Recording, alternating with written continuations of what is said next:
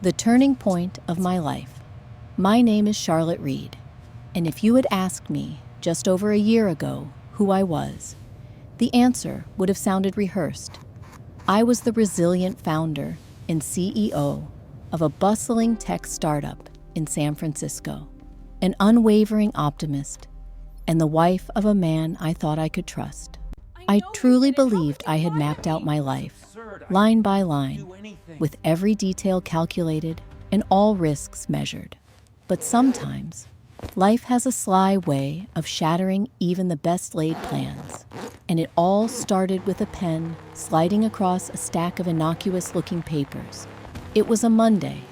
Aren't all turning points somehow Mondays? The rain tapped restlessly against the window of my corner office, the kind of soft percussion that settles into your bones. Drew, my husband at the time, walked in, his demeanor relaxed, almost casual, yet his eyes too intently fixed on me for comfort. He carried a folder full of what he claimed were tax forms and routine paperwork required by our accountant. "Sign here, honey. Just the usual, nothing to worry about." He smiled, tracing the top line with his index finger. The trust I had in him was bone deep. We'd spent nearly a decade building dreams together, side by side in our tiny apartment, when neither of us could afford fancy coffee, all the way to the home overlooking the bay, where our future felt as bright as the morning sun. The company had been my creation, my blood, my nerves, my endless nights. Drew had always supported me, or so I thought.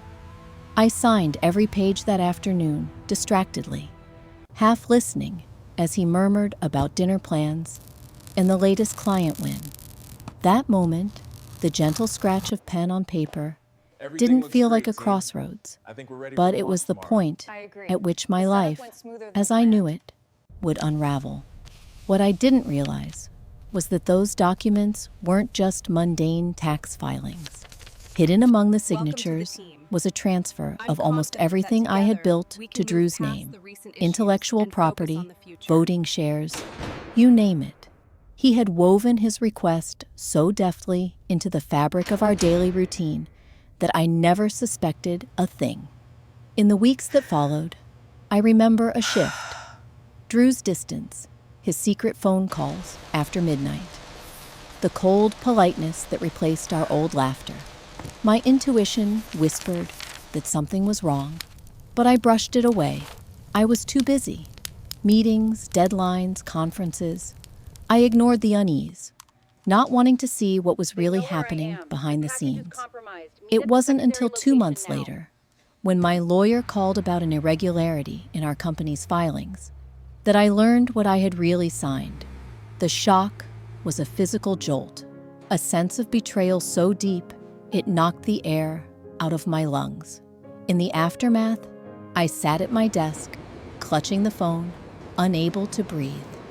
The rain, now a continuous drumming on the glass. My mind, a malicious trap. Looking back, I can't help but replay the days surrounding that moment, searching for warning, signs, some odd glance, a stray comment, an intuition I buried under the weight of daily deadlines. Ethan was always persuasive, a man whose soft words could talk an investor out of millions, or convince a barista to make his coffee just the way he liked it. Over dinner, he sold me on dreams of our future and the illusion of his unwavering support. It was during one of those evenings, as laughter mingled with the glow of our kitchen lights, that he presented another stack of forms, this time cloaked in the language of routine maintenance, company bylaws, boring legalese. I have always believed in partnership, in trusting the people you build with. So, when Ethan leaned close, his blue eyes a little too earnest, his fingers guiding my pen, I signed where he pointed. He whispered about growth strategies and tax shelters, spicing in just enough financial jargon to lull me into complacency. There was no confrontational moment, no dramatic betrayal, just the feeling of being gently led, inch by inch, over a cliff I couldn't see coming. Weeks later, subtle shifts unsettled our home. He made phone calls behind the laundry room door, left early and returned late, showered with expensive cologne he'd never worn before. My heart ached at the coldness growing between us, but I told myself we were just stressed, that launches and deadlines explained everything. It wasn't until our company's lawyer, a steely, capable woman named Maya, flagged some anomalies in board paperwork that the house of cards began to shake. The reality was simple and devastating. In trusting Ethan to handle the details, I had signed away my controlling stake, my intellectual property, and my hard-won legacy. Pain doesn't come all at once. It seeps, first as a sting of embarrassment, then a tidal wave of anger, then the hollow ache of betrayal. Nights blurred together, sleep fleeing as I replayed every conversation, every moment I let my guard down. I wasn't just robbed. I was blindsided by someone I believed would protect me above all else. But even as I mourned what was lost, I sensed a new weapon taking shape inside me, a resolve sharper and more dangerous than any despair. Ethan thought he had set the perfect trap. He never dreamed I'd claw my way out, determined to turn every cruel lesson into fuel for my next move. Collapse and pain. There are days in your life, those rare, cruel thresholds that cleave your world into before and after. For me, it started with a phone call from our company's corporate attorney, Rachel. She asked to schedule a meeting at my apartment after work. Unusual, but not alarming.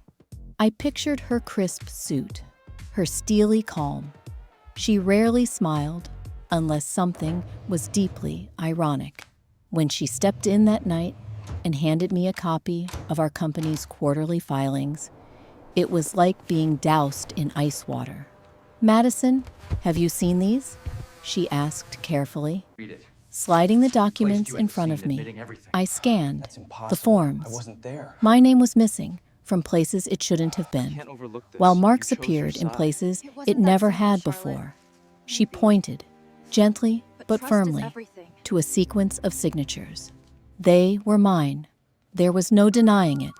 "These documents," she said, voice soft but edged with warning, "assign controlling interest and all intellectual property to your husband, effective immediately." My hands shook as the full meaning unraveled. The company I'd sweat, bled, and ached for, gone with a snapshot of my signature. At that moment, rage and disbelief warred inside me. But underneath it all was an almost childlike bewilderment. How could Mark, the person who held my secrets, my ambitions, my flaws, do something like this? There was a heaviness in my chest, a sensation I can only compare to mourning. Except the thing that died was my faith in the one person I'd let disarm me completely. The next few weeks blurred into one endless, sleepless night. I began to see the aftermath creeping in everywhere. Whispered phone calls on the balcony, Mark's sudden late nights at work, his new interest in finance podcasts. I tried to confront him, but he slipped away behind vague reassurances and a lawyer's practiced calm. Meanwhile, the world outside kept spinning. My business partners began asking questions. My clients became restless. And my confidence, once ironclad, split into splinters I didn't know how to gather. Grief comes in waves, but humiliation seeps deeper. I replayed those evenings at our dining table, how I'd teased Mark for his habit of double-checking locks, while I scribbled my signature on what I thought were just household bills. The betrayal was like a slow acid, eating away at my sense of reality. Friends reached out with sympathy, some with suspicion. Gossip slithered through our social circle. How could Madison let this happen? Was there more to the story? The press picked up rumors about a rift at Turner Agency, branding me as reckless or, worse, naive. I felt unmoored. Sleep was a stranger. My appetite vanished. I wandered our apartment, the apartment I was now fighting to keep, touching the backs of chairs, the rim of coffee mugs, searching for a sense of belonging. I lived with Mark, yet it felt like I was occupying a crime scene. I discovered new depths of anger. I cursed the system that made such deception possible. I cursed myself for not seeing it coming. What hurt the most, however, wasn't losing the company or the money. It was losing trust. The bedrock of my entire adult life had always been partnership, at home, at work, with friends. That was gone. My confidence fractured.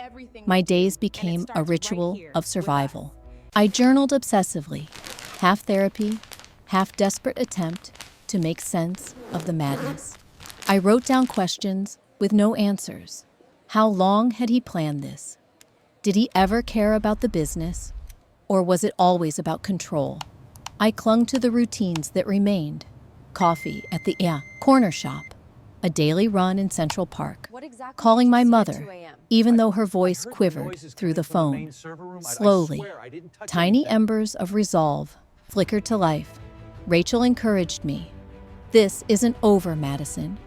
You're not someone who lets a man, any man, erase you. I started to believe her. The pain didn't fade, but it began to fuel something else. A stubborn, primal need to reclaim what I'd lost, to prove I was more than a victim of one man's scheme. Everyone tells you heartbreak makes you stronger, but no one mentions the emptiness that comes first, the hollowing out before you even start to heal. That was my reality, my private agony. But in those midnight hours, face pressed against the cool tile of my bathroom floor, I swore I would rise.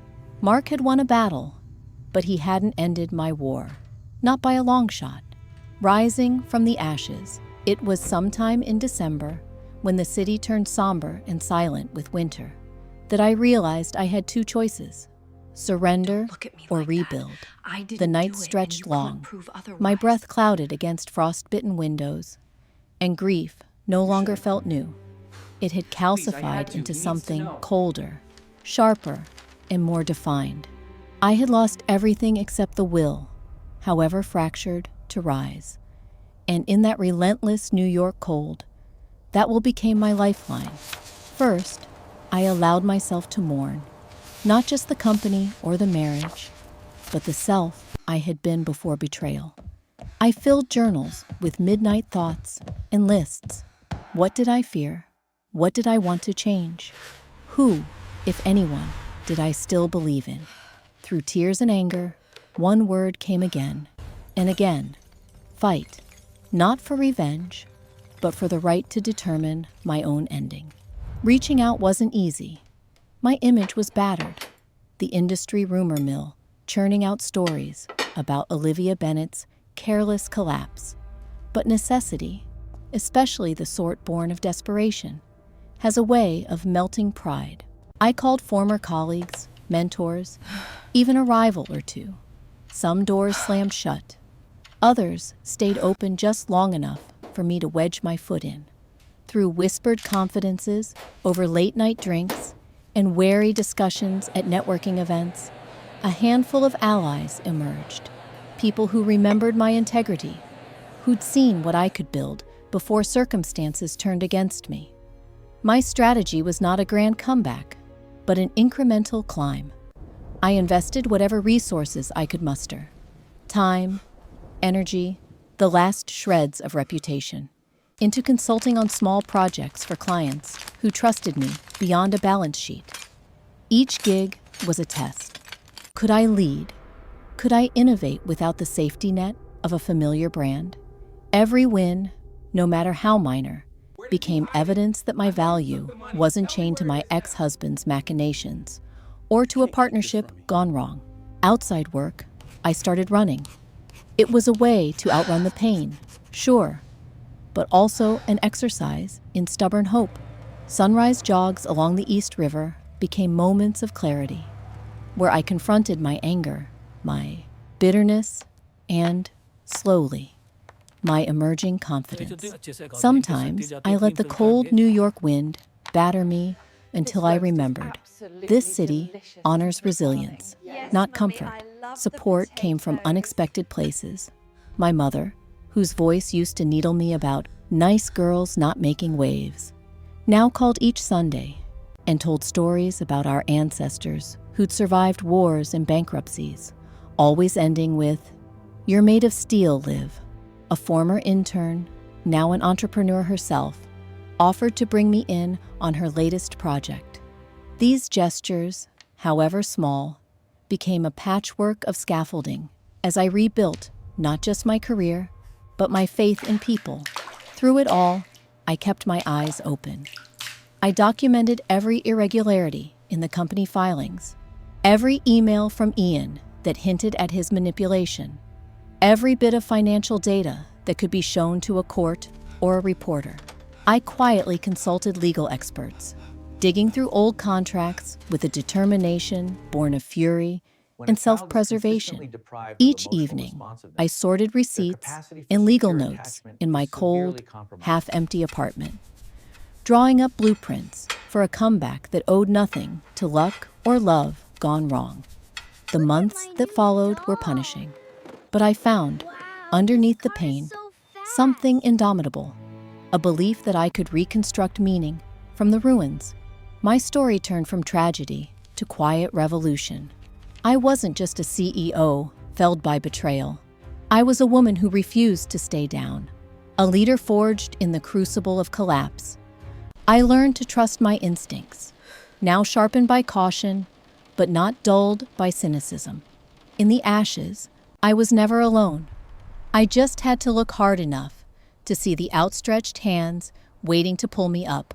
Looking back, it's clear that my downfall was never really about the money or the title. It was about finding out what kind of woman emerges when you set fire to her safest assumptions. And in that liminal space between loss and resurgence, I met myself again for the very first time. The silent war. No one tells you that revenge, when you finally reach for it, isn't always about grand gestures or public drama. Sometimes it's quieter, slower, a process measured in sleepless nights, whispered conversations, and the gathering of invisible allies. In the aftermath of my professional and personal collapse, what unfolded between Drew and me wasn't an open battle, but a silent war, a shape-shifting conflict where every step required as much cunning and restraint as it did outrage. At first, survival consumed me, but once the physical signs of pain began to ebb, my mind shifted from mere endurance to a grim determination. I became a meticulous strategist, charting each small victory and every fragment of evidence with the precision of a master chess player. There is a clarity that comes when you have nothing left to protect but your name. Most evenings, I retreated to my sparsely furnished apartment, my new fortress. Legal pads and folders littered my kitchen table. I dug through files, cross-referenced emails, hunted for financial inconsistencies. It was both exhausting and strangely invigorating.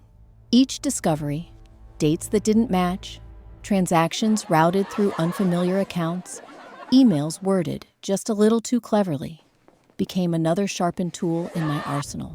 I realized early that direct confrontation with Drew would only tip my hand. Instead, I nurtured old alliances quietly. I met with attorneys over black coffee in discreet diners, followed up with ex-colleagues who'd left under cloudy circumstances, and traded industry gossip for scraps of information. Sometimes, the most powerful asset is patience. Though I was often tempted, raw and furious, to shout my story from the rooftops. But the silent war demanded that I listen more than I spoke, that I outmaneuver instead of outshout. Networking became my battlefield. I showed up at every possible event, conferences, after-hours drinks, networking breakfasts, never missing a chance to ask the right questions. Quietly, I pieced together the full pattern of deception. As I did, I found other women and men bearing similar scars.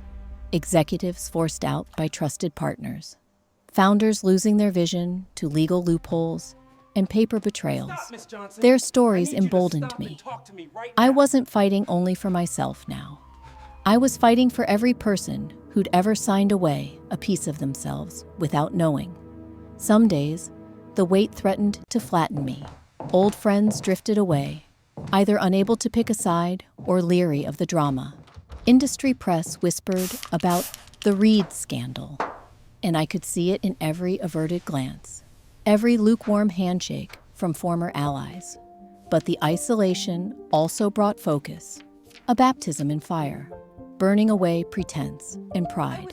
I learned to trust my own instincts again, but this time tempered by hard-earned skepticism. I began to lay my traps with the same stealth Drew had once reserved for me. Every email documented, every phone call followed up with a summary, every meeting recounted in a journal. I worked closely with my attorneys to quietly build a case, not just to reclaim what I'd lost, but to set a precedent, so no one else would be as vulnerable as I was. It was grueling. Sometimes I wondered if it would be worth the cost, if winning would leave me less hollow than losing. Yet, amidst that warfare, I discovered gratitude. My mother's Sunday calls, once seemingly trivial, became deep wells of fortitude, anchoring me to a lineage of resilience. Strangers offered small moments of kindness, and I repaid every gesture with relentless resolve. I did not win the silent war in a single resounding victory. It was a campaign, a series of skirmishes, setbacks, and finally, a collective unfurling of truth that could not be ignored. When my case was finally assembled, supported by the evidence I'd gathered in secrecy, I didn't tremble in public. There was no thunderclap, just the steady weight of reclaimed agency. No matter the outcome in court or in business, I knew I had survived and evolved, not by erasing the pain of betrayal, but by refusing to let it define me. My story was louder than the silence Drew tried to force upon me. In that war, I rediscovered not only what I'd lost, but the unbreakable core of who I am. Unmasking the truth. Truth is rarely a thunderclap. More often, it's a slow burn, a tension building behind daily routines, humming under every interaction, until one day it explodes into daylight. For months, I was swimming upstream through a morass of lies and legalese, hunched over documents late into the night, piecing together Ethan's deception. But nothing prepared me for the emotional storm when it was time to bring the truth into the open. I started with the facts, a wall of evidence meticulously assembled from email trails, altered contracts, financial statements, and quiet whispers, pieces of my downfall, but also the architecture of my fight back. For weeks, I lived among these documents. I stopped seeing dinner plates and loved ones, and saw only signatures, timestamps, and discrepancies. Each morning, I'd practice what I might say to a judge, a journalist, a board committee, but every attempt left me trembling. My hands, once steady from years at negotiation tables, now shook with adrenaline and dread. My allies were few, but fierce. Rachel, my lawyer, mapped out a strategy, a parallel campaign in courtrooms and the court of public opinion. We began small, a formal demand letter to Ethan and his legal counsel, laying out the case, point by point. He responded the only way cowards do, through faceless lawyers firing volleys of counterclaims and denials. There were days when barely contained rage boiled in my chest, but beneath the anger lay a cold, resolute focus. I would not be baited. I would not be bullied into silence. It was during these negotiations that I realized this fight wasn't just for my company. Every time Ethan's legal team dismissed my evidence or attempted to gaslight me about what must have really happened, I saw the thousands of women before me who'd signed what they thought were routine papers, only to face ruin. Every time I faced a dismissive board member or a skeptical journalist, I became a little harder, my voice a bit clearer. I was not going away. The hardest day came when we filed suit in court.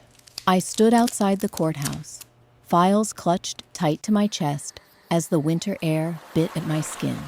Journalists clustered nearby, cell phones and cameras at the ready. I remember thinking my story might finally be heard, not as rumor, but as fact. My statement was simple. I had been betrayed, deceived, out of my own legacy, and I was not letting it happen in the shadows. My admission, raw, honest, trembling, was suddenly out there on the public record, impossible to take back.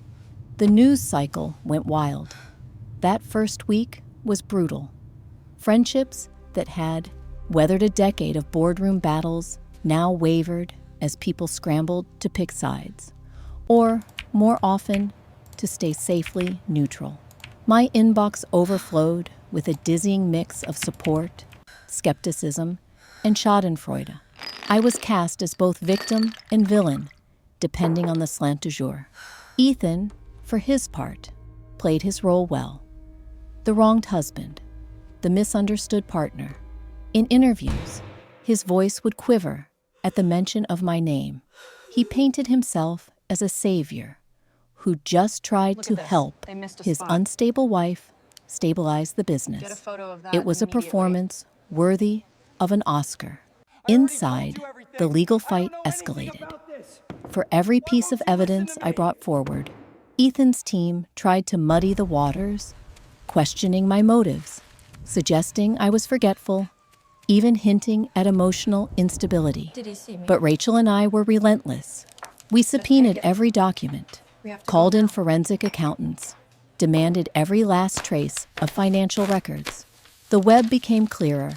Ethan had orchestrated every move, engineered every signature, and set a trap so subtle most would never have seen it coming. But my campaign wasn't just legal, it was also public.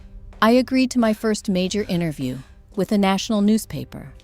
I didn't sugarcoat the pain or the shame. I told the full arc, that trust, the very cornerstone of all my personal and professional dealings, had been shattered. I detailed the loss, the humiliation, and my determination to reclaim what was mine. The response was polarizing. Support poured in from women who had lost businesses and control in similar ways. Some accused me of being complicit, of not reading closely enough, or of using the courts as a vendetta.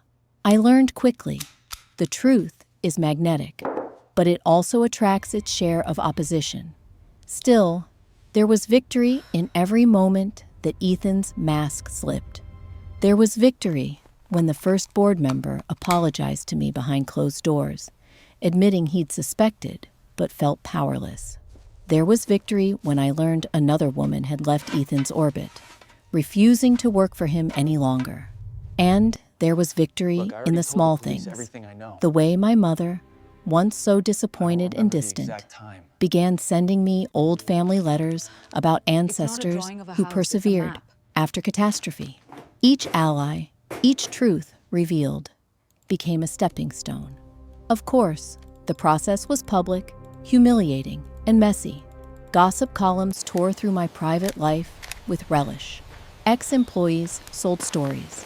Strangers dissected outdated photos and old tax records as if searching for a smoking gun.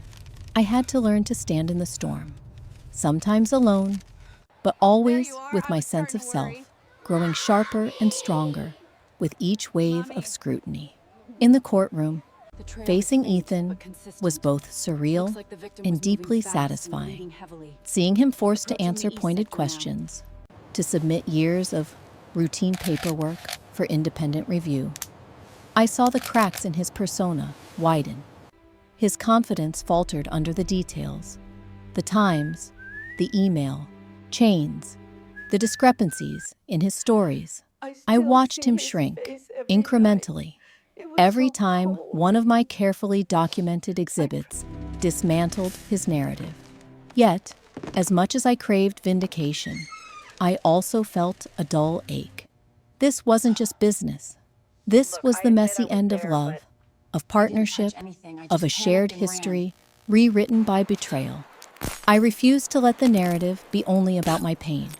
Whenever I spoke, from media interviews to closed-door mediation, I highlighted the real issue: how structural inequities and legal loopholes make it ridiculously easy for the unscrupulous to prey on trust. I advocated, even as I fought, for changes in shareholder protections and clear spousal consent rules for business contracts. Maybe it was naivety, but I believed that my story, if told bravely, could become a catalyst for someone else to avoid the same fate. The court battle stretched week after week, punctuated by headline swings and private reckonings. There were times the pressure nearly broke me. A late-night phone call from my attorney with bad news, a tabloid misquote turning friends against me, mounting legal bills that threatened my stability.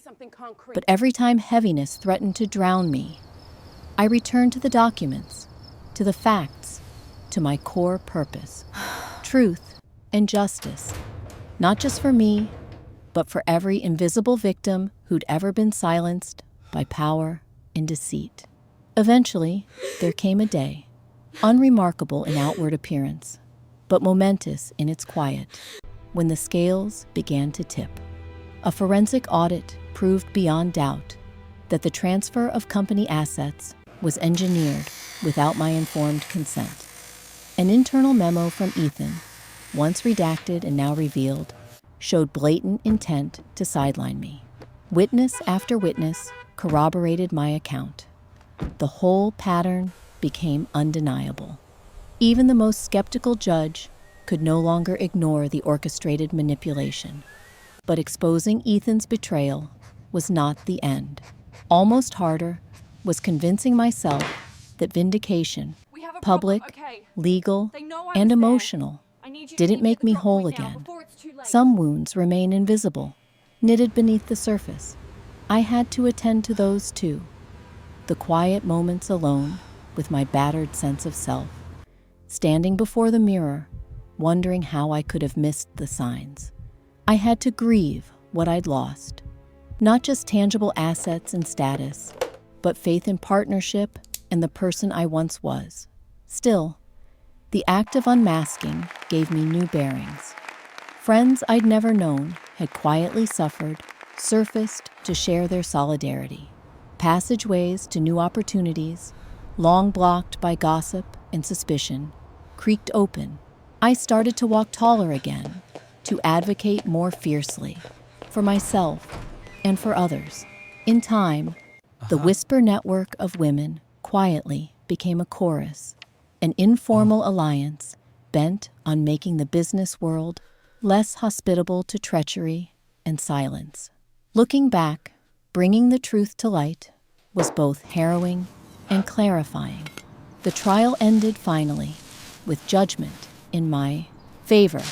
The court formally recognized my ownership and invalidated the fraudulent transfers. Ethan left the courtroom diminished, a man confronting the consequences of his own cunning. The headlines faded, but the scars and the wisdom remained. In the aftermath, I rebuilt from scratch with my reputation scarred, but my spirit unbroken. When I pass the courthouse now, I remember the ache and the trepidation, but I also remember my own voice, quiet at first, then growing strong, unwavering, and true. The victory was never just in winning back control of my company. It was in reclaiming the narrative, unmasking the lies, and proving to myself, most of all, that I could not be erased by the worst a partner or the world had to offer. And with that, a new chapter, authentic, hard-won, and unshakable, began. A new beginning. There's a quiet space after the storm, a tenuous, uncertain calm, where the world feels both achingly fragile and startlingly new. That's where I found myself after the verdict, after the journalists faded and the emails stopped arriving in a torrent, after I'd stood in front of Ethan in that cold, echoing courtroom and watched him stripped of all the power he'd stolen. But if I expected relief to bloom instantly, I was mistaken. Healing, I learned, isn't a thunderbolt. It's a slow tide that ebbs and rises, sometimes threatening to drown you all over again. In the first weeks, my apartment became my sanctuary and my prison. Every wall remembered both my lowest confessions and my wildest plans for the future. I wandered through rooms littered with court documents, old coffee cups, and photographs that spanned happier times and hollow ones. The finality of the case felt seismic. I'd won, yes, but what had I actually won back? My company was mine again, but my faith in partnership, in shared ambition, still limped on splinted legs. I made a conscious choice. I would not let bitterness be the legacy Ethan left behind. Each morning, I built new rituals. I started with the smallest things, brewing coffee slowly, savoring the aroma instead of mechanically downing it between conference calls. I picked up my old leather-bound journal, the one I'd abandoned in a drawer months earlier, and wrote my way back to myself. Not everything I wrote was graceful or even coherent. Sometimes I raged in broken sentences. Some days all I could muster were lists. Things I loved, things I wanted to forget, places my broken heart still ached to see again. Professionally, I faced a landscape scorched by rumor and skepticism. Some colleagues greeted me with warm, relief-tinged hugs. Others eyed me warily, as if my story was contagious, an omen that even the most careful could fall. The headlines faded quickly, but memory lingers longer in closed-door meetings and careful introductions. I realized I couldn't force anyone to believe in my capability again. All I could do was show up every day and rebuild, task by tedious task. I started small. No grand relaunch or splashy press conferences. I resumed work with my core team, the ones who never doubted my integrity, who'd weathered the layoffs, the wage freezes, and the late-night reassurances. I listened more than I spoke. My leadership style, once brash and unyielding, grew softer, firmer in values, maybe, but open enough to accept that none of us were invulnerable. The betrayal had taught me humility, but more than that, it reinforced my capacity for empathy. When one of my senior engineers confided that her own marriage was in trouble, I cleared my schedule and sat with her on the fire escape, sharing the silence until she was ready to speak. Some days, progress felt tangible. A new contract signed, an investor who'd walked away, reaching out with tentative curiosity. A long-lost employee, returning with stories of how our efforts had inspired them elsewhere. Other days, the scars throbbed. There were sleepless nights haunted by the fear that I might again lose everything in the blink of an eye. Forgiveness of Ethan, of myself, remained the hardest mountain to climb. But even on bad days, I remembered what it felt like to have no hope, and I clung to every fragile thread of possibility. Outside the office, I embraced change with the same wary courage I used to reserve for deal-making. I traveled to the coast alone, hiking wind-swept cliffs and letting the ocean batter my worries into insignificance. Sunrises became sacred.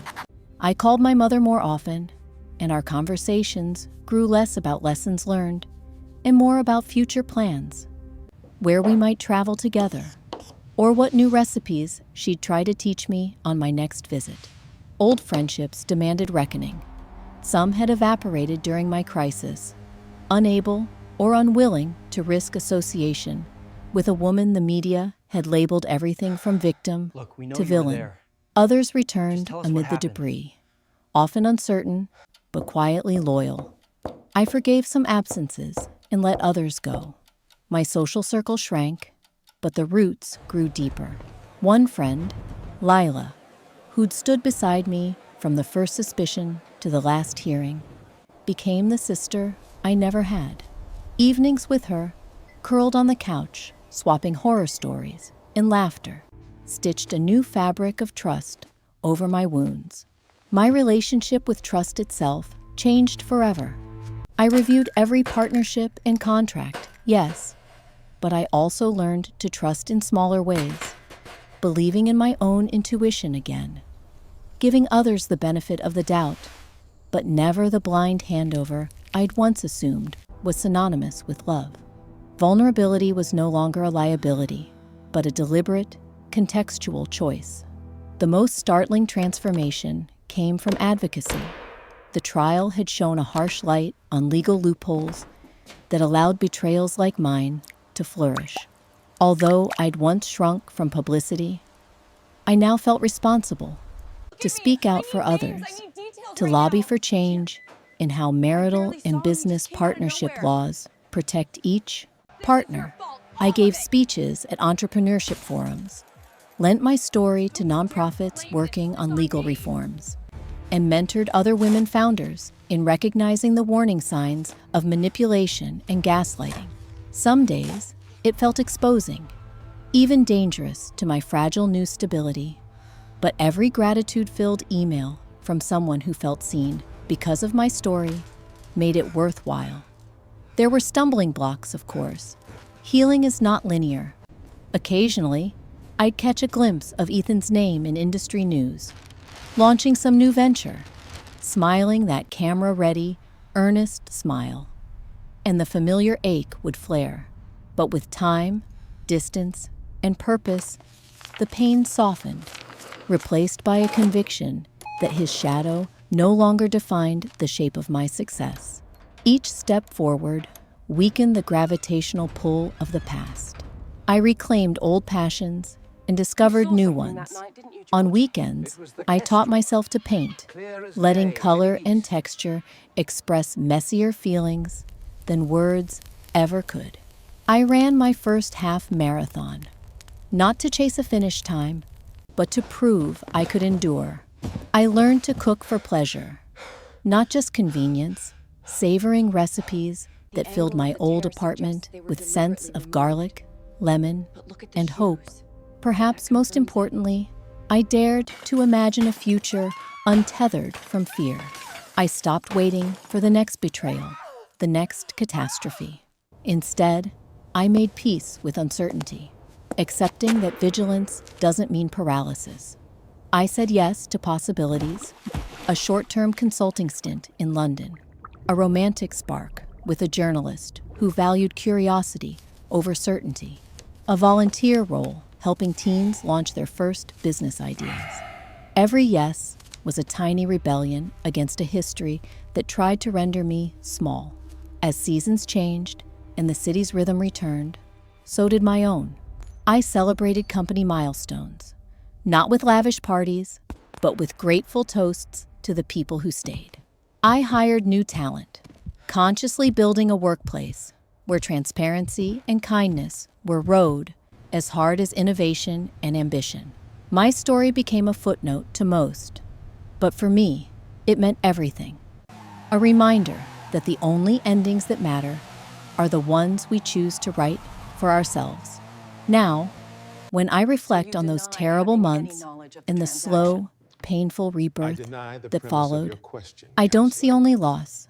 I see the scaffolding of a new life, built less on trust in others and more on trust in my own ability to survive, adapt, and build again. The betrayal that nearly broke me became the crucible that shaped a wiser, braver, and more fiercely loving self. My journey isn't over. The past lingers, sometimes as memory, sometimes as lesson. But each day, I get to decide what story I want to tell. And, for the first time in a long while, I am writing it, one determined, hopeful word at a time.